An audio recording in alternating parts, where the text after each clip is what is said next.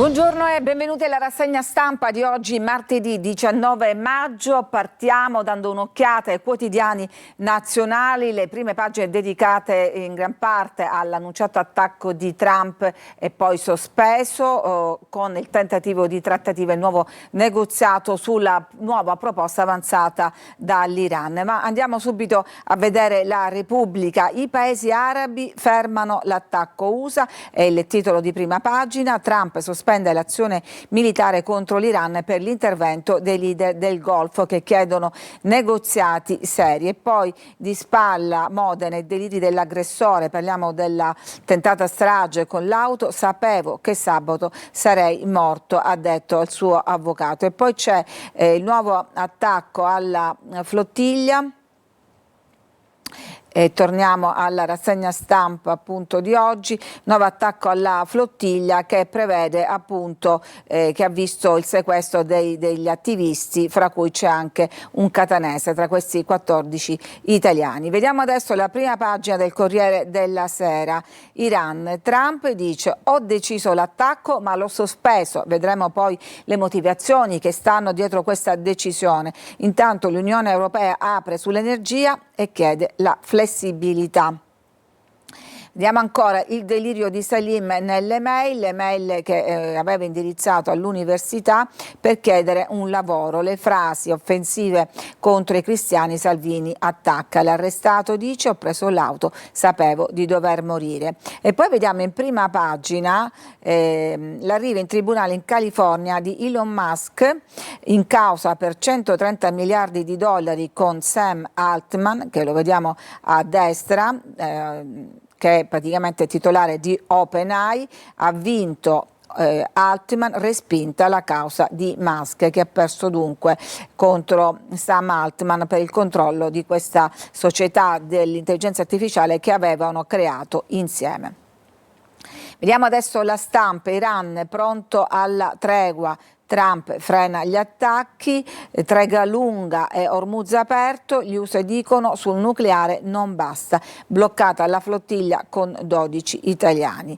E poi ancora Salim, gli allarmi inascoltati, al centro mentale di Modena fino al 2023, era in cura questo trentenne, poi ha smesso di farsi curare, in carcere ha chiesto la Bibbia e di incontrare un prete. E qui l'ex numero 1 del tennis, Villan, dice vi spiego Sinner, Yannick a Parigi deve fare attenzione, terra traditrice. E poi l'Avvenire fa un focus sulla salute mentale, fragilità senza rete. La tragedia di sabato accende un faro sulla cura della salute mentale tra risorse scarse e progettualità da adeguare ai nuovi casi. Andiamo adesso a vedere nel dettaglio cosa c'è dietro lo stop all'attacco annunciato dagli Stati Uniti. Era pronto, ma ora trattiamo lo stop su input dei paesi del Golfo. Il presidente rivela i raid sarebbero ripresi oggi, ma se non si trova una nuova intesa bombardiamo. Teheran consegna una nuova proposta ed ecco i punti principali di questa proposta. La riapertura graduale dello stretto di Hormuz è una tregua con gli Stati Uniti lunga e a più fasi. L'Iran è pronta ad accettare un congelamento del programma nucleare a condizione che l'uranio arricchito e quindi quello poi propedeutico alla bomba nucleare venga trasferito in Russia. Rinunciano al risarcimento dei danni ma chiedono la rimozione graduale delle sanzioni.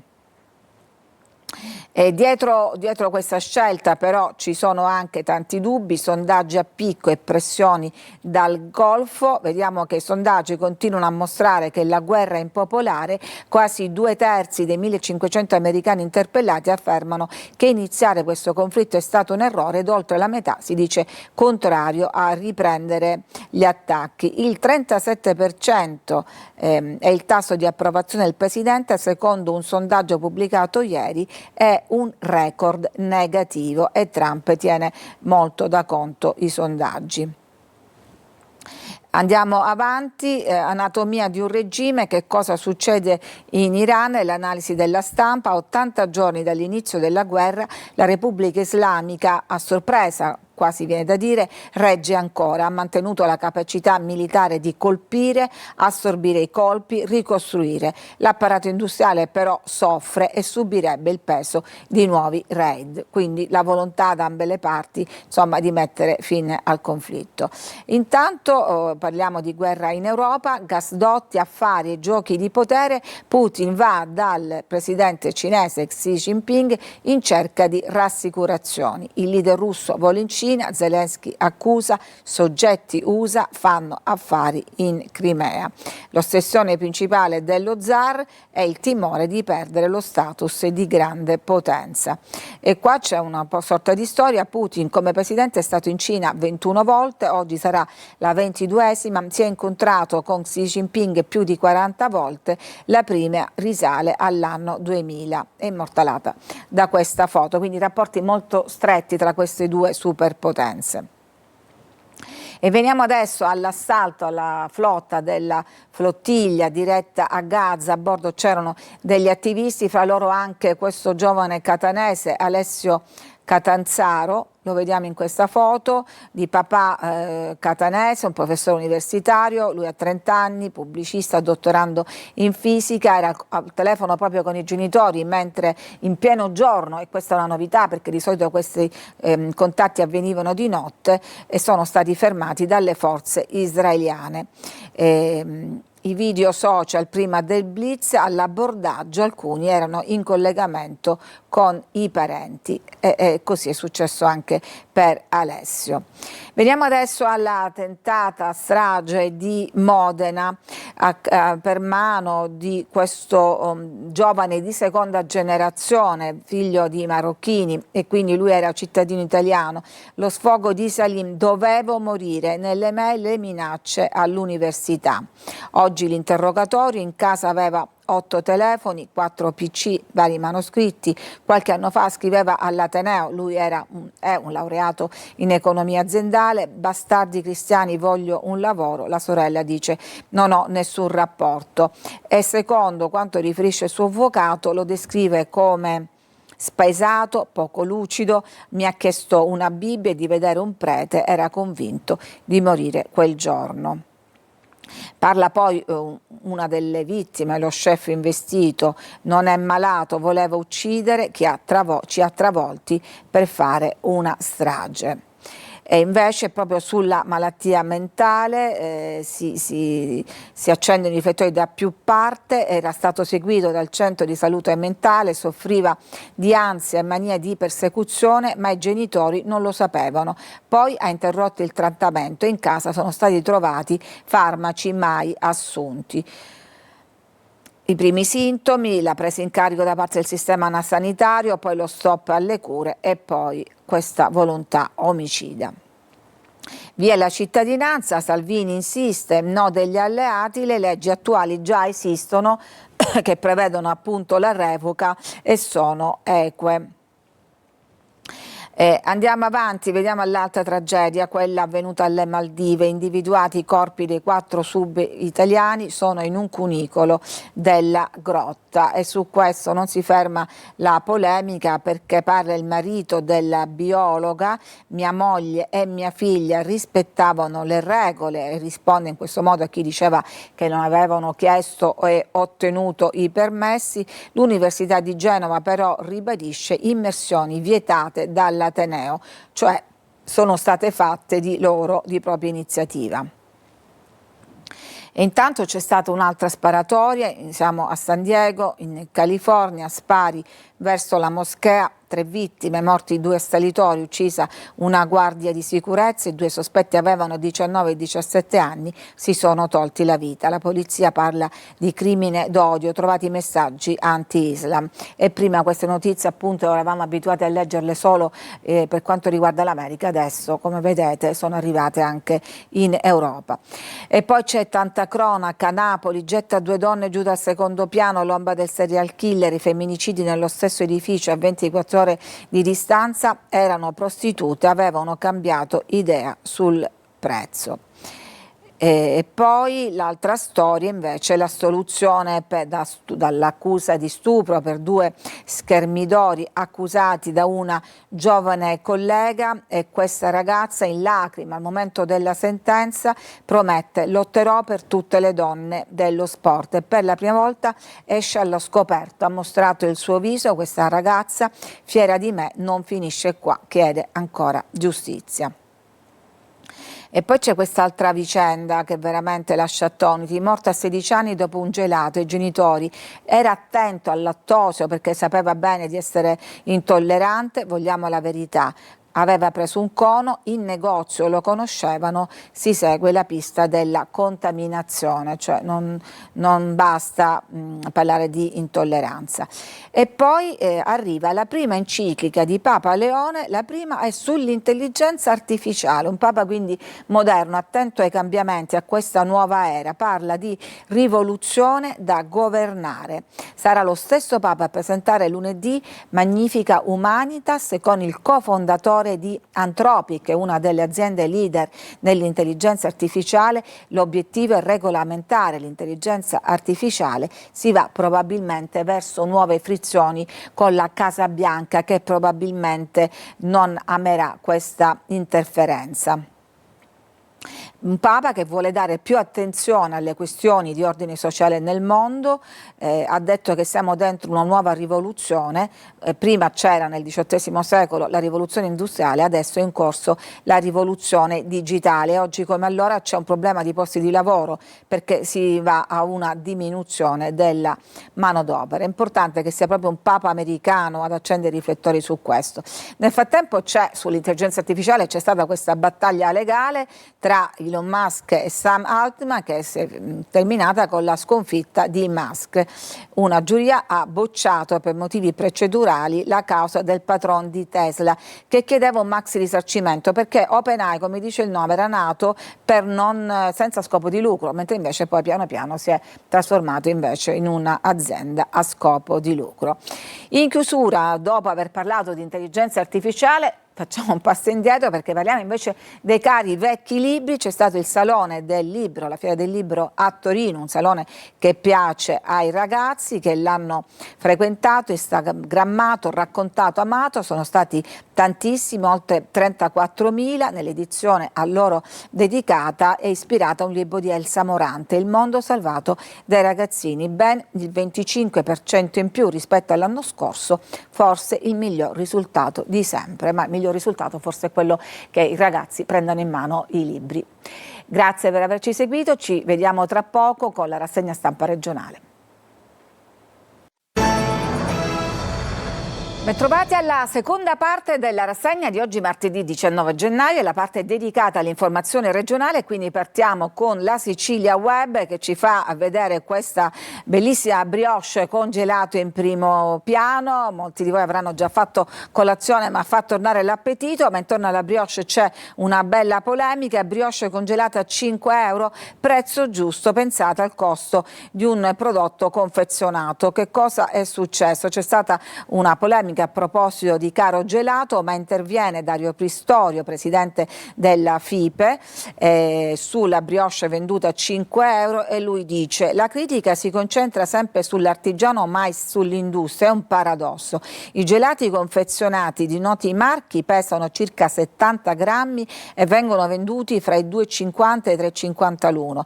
Una brioche artigianale farcita con gelato pesa fra i 230 e i 280 grammi, più del doppio, qualche volta il triplo, e quindi lui dice tutto sommato è giustificato i 5 euro. In Sicilia siamo stati abituati per decenni a prezzi bassi perché abbiamo avuto salari bassi, ci si scandalizza se un prodotto artigianale viene venduto al suo valore reale. Poi l'altra notizia, un'informazione di servizio: lavori Sidra, giovedì senza acqua a Catania e provincia, in alcune zone di Catania, Gravina e Misterbianco, dalle 8 alle 17 del 21 maggio. Le zone interessate sono a Catania, via Galermo, Sebastiano Catania, via Como, via Pavia, Brescia, eccetera, Gravina di Catania, Mister Bianco e tante altre. Quindi attenzione ai rubinetti. Poi valigia con sorpresa, saltano fuori 3,5 kg di droga. È successo a Gela durante una perquisizione in un garage del centro storico. Ma torniamo a guardare le prime pagine dei giornali. Partiamo da Repubblica Palermo, parliamo di privatizzazione di aeroporti, finanziamenti e assunzioni, la partita del voto, previsti investimenti per 1 miliardo di euro ed è sfida nel centrodestra. Il ministro Urso rilancia sulle privatizzazioni, il PD lo attacca, la sua è solo propaganda. Di spalla troviamo invece questa inchiesta di Salvo Palazzolo, gli affari silenziosi del clan Lo Piccolo dopo i colpi di mitra. Ad Agrigento si va al voto questo fine settimana tra faide e veleni, e poi l'italo-belga, che è in attesa di conoscere la sentenza del Consiglio di Giustizia Amministrativa, intanto si porta avanti, cerca personale a cui chiede ai candidati di portare il certificato antimafia.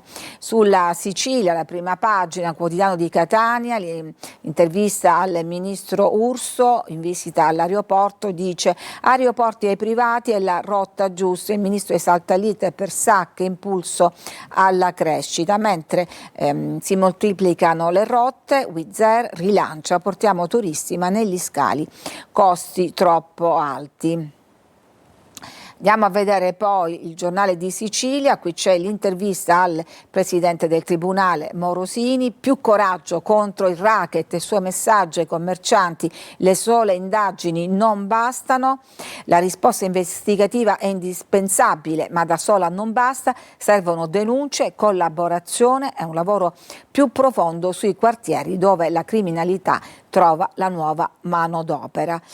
Quindi il punto, conclude, è non lasciare isolati quelli che sono stati colpiti. Adesso serve una nuova prova di coraggio e impegno da parte di tutti. E poi vediamo la delusione del capocannoniere Poi Giampaolo, il capo del Palermo, ingabbiato dai difensori del Catanzaro che gli hanno dato una batosta di 3-0, Inzaghi rimescola le carte. Vediamo poi prima pagina del Gazzetta del Sud, c'è la storia di Farage, questo giovane condannato a 30 anni come scafista, ne ha già scontati 10, adesso ha ricevuto una grazia parziale da parte del presidente Mattarella e c'è anche il via libera al processo di revisione, lui si è sempre dichiarato innocente. Veniamo adesso al caso della flottiglia, Israele blocca ancora la flottiglia, vi abbiamo detto anche sul Nazionale, a bordo c'erano attivisti italiani, qui c'è l'intervista al padre di uno dei rapiti che era al telefono con Alessio Catanzaro, abbiamo visto l'arrembaggio e poi il buio. Si chiama Raimondo Catanzaro, un illustre professore universitario di Catania che ha insegnato sociologia economica a scienze politiche. Ieri intorno alle 10 era al telefono col figlio per avvertirlo che gli israeliani stavano circondando la barca il Cactus, di cui Alessio è il comandante. Insomma, e quindi hanno quasi vissuto in diretta questi terribili momenti. E poi c'è stata la visita del ministro Urso a Catania, agli aeroporti, ai privati per far crescere la Sicilia, è iniziato l'iter per la cessione delle quote di SAC, si aspettano le offerte, le manifestazioni di interesse, procedura che si dovrà concludere entro l'anno. Intanto c'è il commento di Vito Riggio, per 15 anni a capo dell'ENAC, basta scali fantasmi, sono solo scelte clientelari. Il riferimento è all'aeroporto di Agrigento di cui aveva parlato il ministro Salvini. Per ENAC non c'è spazio neanche per Trapani e Comiso che hanno dimensioni troppo piccole, figurarsi per Agrigento. Lui si tratta insomma di cose elettorali. E poi c'è questa inchiesta di Salvo Palazzolo sulle recenti intimidazioni nelle borgate di Palermo, dietro il fragore dei mitra, grandi affari in silenzio, il mistero dei Lo Piccolo. E che cosa ipotizza Salvo Palazzolo, che quei Kalashnikov in giro per Palermo siano in realtà soltanto un'arma di distrazione. Perché? Che cosa hanno notato gli investigatori? Queste armi da guerra hanno fatto un gran rumore, ma in realtà chi le utilizza non li sa maneggiare, si vede chiaramente in un video, nelle bottiglie ci sono appena 2 dita di benzina, insomma una minaccia al risparmio. E poi quella scritta a 5.000 euro fa pensare a improvvisati estrattori del pizzo. Insomma, qualcuno sussurra che si tratti di emergenti del crimine, più legati all'esibizionismo dei social che alle regole della criminalità organizzata. Criminalità organizzata che sta a guardare in silenzio perché intanto porta avanti i suoi affari. I mafiosi, quelli veri, come Calogero Lo Piccolo o i cugini Biondino, stanno a guardare, ma in realtà fanno avanti, diciamo, gli torna utile per nascondere i veri affari in campo, perché nel frattempo i Lo Piccolo si sono tirati fuori dal versante delle estorsioni per concentrarsi di più sul traffico di droga e poi sugli investimenti nell'economia legale, in particolare nel settore edilizio, e quindi questo rumore tutto sommato gli torna utile. Abbiamo sentito l'appello del procuratore del Tribunale di Palermo, ma c'è un altro procuratore che lancia un monito, è quello di Agrigento, si chiama Giovanni Di Leo, e anche qua un monito alla legalità in una regione che soffre sempre, in una città che soffre sempre di carenza d'acqua. E che cosa dice in questo clima infuocato? Il capo della procura ha scelto di diffondere una dichiarazione ufficiale molto diretta, rivolgendosi sia agli enti locali che agli operatori del settore, e dice: bisogna assicurare che l'acqua per uso civile e potabile sia fornita e distribuita dopo essere stata sottoposta a controlli per accertarne la provenienza e la salubrità e potabilità. Ogni altro canale costituisce reato e può esporre chi la utilizza a gravi rischi di salute. È un chiaro monito e chi vuole intendere intenda, verrebbe da dire. Siamo alla cronaca che ci porta a Catania con il tentativo di violenza da parte di un uomo, un maniaco, che è entrato in casa di una donna. Siamo nel quartiere Cibali, ha provato a stuprarla. L'incubo è durato diversi minuti. La donna si è trovata in casa questo uomo che l'ha aggredita. Lei è riuscita a trovare il cellulare, a lanciare aiuto. In poco tempo sono arrivate le gazzelle che l'hanno identificato e bloccato, e hanno bloccato anche un tentativo di linciaggio da parte dei vicini di casa della donna, che avevano scoperto quanto stava accadendo e sono riusciti a farlo entrare in auto per evitare questa sorta di giustizia fai da te. E a proposito di violenza, c'è questa interessante esposizione, questa installazione in corso alla Facoltà di Giurisprudenza di Catania. Il titolo è "Com'eri vestita? La violenza messa a nudo. Jeans, maglioni, pigiami, a giurisprudenza gli abiti indossati da chi ha subito uno stupro contro la vittimizzazione secondaria e per rendere evidente le provocazioni anche dentro le aule di giustizia", perché spesso si chiede alla vittima com'era vestita, ed è questo il titolo dell'installazione, suggerendo quasi che sia stata lei a innescare questo tentativo di stupro. Pantaloni, jeans, maglioni, persino pigiami, a ricordare che la violenza avviene anche e soprattutto in casa. Capi che non hanno niente di provocante, mentre è provocatoria la domanda che sottintende l'accusa di essersela cercata, in mostra fino a venerdì se volete andarla a vedere. E poi c'è la storia appunto di questo ex calciatore, lui si chiama Farage, che è stato condannato a 30 anni perché è considerato uno degli scafisti che portò fino alle coste siciliane un barcone dove morirono asfissiati 49 migranti, una strage quindi, vi rendete conto, enorme. Lui si è sempre proclamato innocente, adesso sarà scarcerato, sia il processo di revisione, e per lui anche un'altra felicità, perché coronerà il suo sogno d'amore con questa attivista, una cooperante che ha conosciuto durante la sua permanenza in carcere. E poi abbiamo parlato già dell'indennizzo per gli imprenditori che hanno le loro attività nella zona nera e che vogliono indennizzi uguali sia per chi ha riaperto e per chi non lo ha ancora fatto. C'è poi questo curioso caso di revenge porn, il ricatto che viene sottoposto chi viene minacciato di pubblicare foto, diciamo, appunto in abiti succinti, usando in questo caso il fantasma di Messina Denaro. Donna di Roma denuncia uno youtuber, mi disse che era vicino al boss, appunto Messina Denaro, e così le ha spillato 25.000 euro. E poi c'è quest'altra storia surreale che riguarda Rita Atria, Rita Atria, testimone di giustizia, morta 34 anni fa, riceve una bolletta, paghi il canone RAI. Assurda, 34 anni dalla morte. Rita Atria, che era di famiglia mafiosa, che aveva rigettato e ripudiato la sua famiglia, si era avvicinata al giudice Borsellino, dopo la strage di Via D'Amelio si è tolta la vita, una vicenda veramente surreale.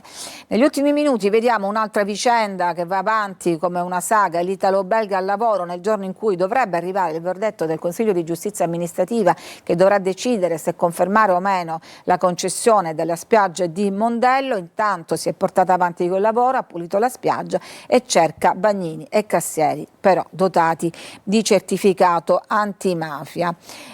Parliamo di amministrative perché si vota nel fine settimana. Tra i comuni chiamati alle urne c'è Agrigento che va al voto tra i veleni, 4 in corsa per il dopo Miccichè. E poi ancora targhe ai monopattini, a Palermo motorizzazioni in tilt, bisogna prenotare perché ci sono troppe richieste. In chiusura vediamo qui Mick Jagger, famoso frontman dei Rolling Stones, si trova a Stromboli per girare un film come attore. È arrivato in elicottero ieri sera alle Orie. Il film sarà Le tre sorelle incestuose di Alice Rohrwacher. Siamo in chiusura, l'ultima cosa, sono in corso gli spettacoli dell'Inda, l'Istituto del Dramma Antico al Teatro Antico di Siracusa.